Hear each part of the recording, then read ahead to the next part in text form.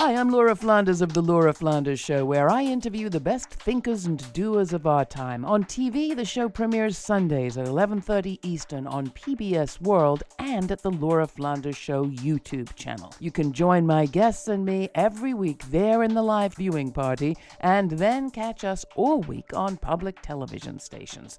Prefer to listen? Find us on a radio station near you or subscribe to the free podcast.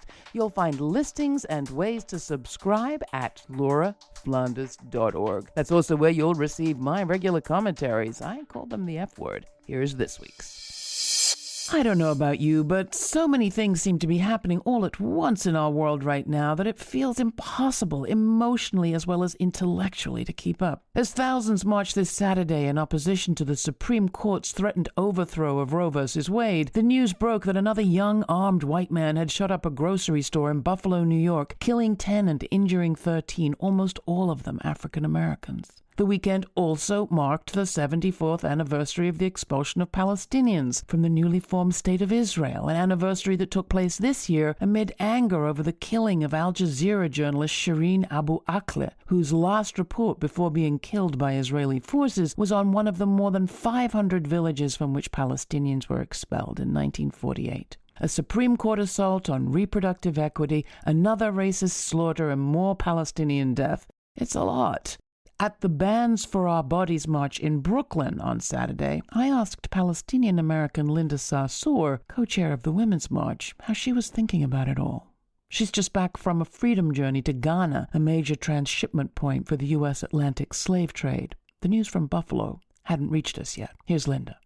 Even when you think about the context of the Palestinian people, control over their travel, control on whether they have access to education, control over basic things like electricity and water, control on whether I, from one village, can visit my sister in another village.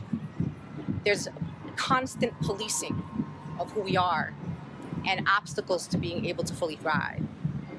That was what enslavement was about. It was about someone saying, I own you. I dictate to you. I will control who your family is. I will control where you go and what you do. And the fight in America is also about power and control, controlling who gets to decide if America is their sanctuary, which immigrants come and which can't come, what health care I have, when do I have it, even the idea that our health care is tied to our employment, so I must be employed in order to have health care in America. On so many levels, this is a struggle of power. Who has power and control over my body? Enslavement was about power. What's happening in Palestine is about power and control. What's happening in the Supreme Court is about power and control. So I always say to people, this is not about any individual issue. The question that we have to ask ourselves is who and when do we allow others to have power over our private decisions that we make in our life? So this fight for me as a Muslim American is not necessarily about abortion. It's about whether the government gets to tell me what to do with my body.